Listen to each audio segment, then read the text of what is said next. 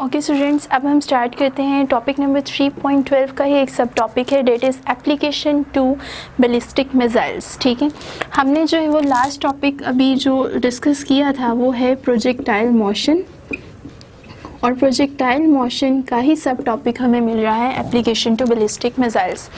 Projectile motion हमारे पास क्या था, एक ऐसा इस टाइप का मोशन था जिसके अंदर हम बॉडी को किसी इनिशियल वेलोसिटी के साथ जो है वो थ्रो करवाते थे। ठीक है, इनिशियल पुश देते थे।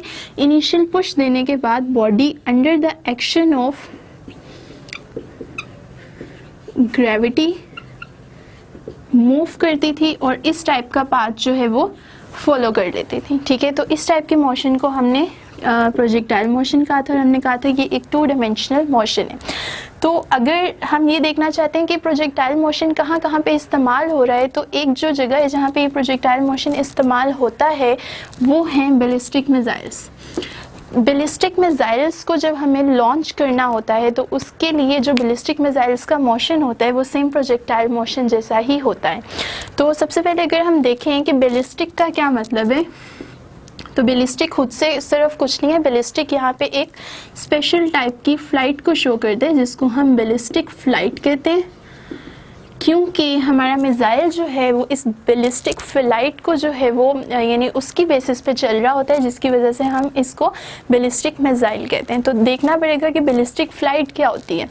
तो बैलिस्टिक फ़्लाइट जो है वो और कुछ नहीं है, वो सिंपली प्रोजेक्टाइल मोशन को ही कहते हैं। ठीक है, तो बैलिस्टिक मिसाइल आप जो है वो अगर ये जानना चाहते हैं कि बैलिस्टिक फ़्लाइट क्या होती है तो उसके लिए हमें प्रोजेक्टाइल मोशन का पता होना बहुत ज़रूरी है। तो हम सिंपली कह सकते हैं कि ballistic flight is same as the projectile motion. तो यहाँ उसको मज़ीद एलेबोरेट करके डिफ़ाइन कर देते हैं कि बैलिस्टिक फ़्लाइट एक ऐसी फ़्लाइट होती है जिसमें हम किसी भी बॉडी को एक इनिशियल पुश प्रोवाइड करते हैं। इनिशियल पुश प्रोवाइड करने से बॉडी फॉरवर्ड डायरेक्शन में मूव करती है। ठीक है, फॉरवर्ड डायरेक्शन में बॉडी मूव करती है।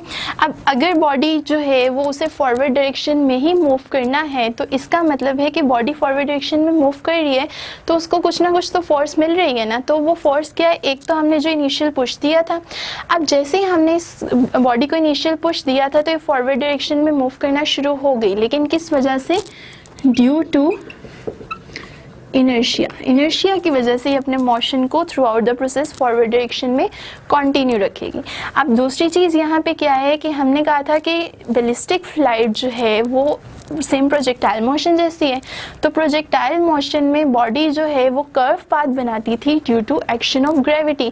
तो सेम इसी तरह बैलिस्टिक फ़्लाइट में भी बॉडी जो है वो कर्व पाथ बनाएगी due to action of gravity. तो अगर हम यहाँ पे अब कंक्लूड करें कि बैलिस्टिक फ़्लाइट क्या होती है, बैलिस्टिक फ़्लाइट एक ऐसी फ़्लाइट है जिसमें बॉडी को इनिशियल पुश दिया जाता है, वो फॉरवर्ड डायरेक्शन में मूव करती है ड्यू टू इनर्शिया और कर्व पाथ बनाती है due to the action of gravity. तो इस टाइप की फ़्लाइट को बैलिस्टिक फ़्लाइट का नाम देते हैं। और बैलिस्टिक फ़्लाइट जो है वो हमारे मिसाइल्स जो हैं वो एग्जिबिट करते हैं, जिसकी वजह से हम उनको बैलिस्टिक मिसाइल्स कह देते हैं। ठीक है, अब अगर हम जो है वो ये बात देखना चाहते हैं कि हमारे जो बैलिस्टिक मिसाइल्स हैं वो खुद क्या होते हैं, तो बैलिस्टिक मिसाइल्स अनपावर्ड और अनगाइडेड मिसाइल्स हैं। ठीक है, अनपावर्ड का मतलब है कि जिनको पीछे से हमने कोई हाई पावर प्रोवाइड नहीं की उनको मूव करवाने के लिए, और उनको हम अनगाइडेड मिसाइल कहते हैं। यानी अनगाइडेड का मतलब है कि जिनकी मोशन को हम किसी कंप्यूटराइज सिस्टम से ऑपरेट नहीं कर रहे होते, वो अनगाइडेड मिसाइल्स होते हैं। और अनपावर्ड जिनको हम पीछे से बहुत ज़्यादा हाई पावर नहीं प्रोवाइड कर रहे होते बल्कि एक इनिशियल पुश प्रोवाइड करते हैं, तो ऐसे मिसाइल्स को हम बैलिस्टिक मिसाइल्स का नाम दे देते हैं। तो ये तो हमने देख लिया कि जो हमारा मिसाइल है, जो बैलिस्टिक मिसाइल होगा, जैसे ही हम उसको एक इनिशियल पुश देंगे वो डायरेक्शन जो है उसकी क्या होगी, वो फॉरवर्ड डायरेक्शन में बिल्कुल पहले तो स्ट्रेट लाइन मूव करेगा, लेकिन उसका मोशन स्ट्रेट लाइन कभी भी नहीं रहेगा इनर्शिया की वजह से। क्यों? क्योंकि यहाँ पे 2 टाइप की फोर्सेस सुपर इम्पोज हो रही होती हैं, और दूसरी फोर्स कौन सी होती है, ग्रेविटी की फोर्स, जो कि इसके स्ट्रेट लाइन पाथ को कर्व पाथ के अंदर जो है वो कन्वर्ट कर देती है। अब अगर हम ये देखें कि जो हमारे पास बैलिस्टिक मिसाइल्स हैं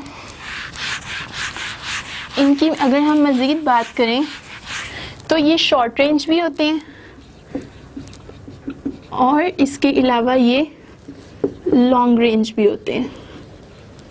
शॉर्ट रेंज बैलिस्टिक मिसाइल्स जो हैं वो ऐसे हैं, यानी अनपावर्ड और अनगाइडेड है, मतलब इनको हम किसी छोटी सी रेंज के लिए जो है वो फेंक सकते हैं, ठीक है, छोटी सी रेंज के लिए थ्रो करवा सकते हैं। तो ये जो शॉर्ट रेंज से एक ट्रेजेक्ट्री बनती है, ये शॉर्ट रेंज बैलिस्टिक मिसाइल्स की होती है।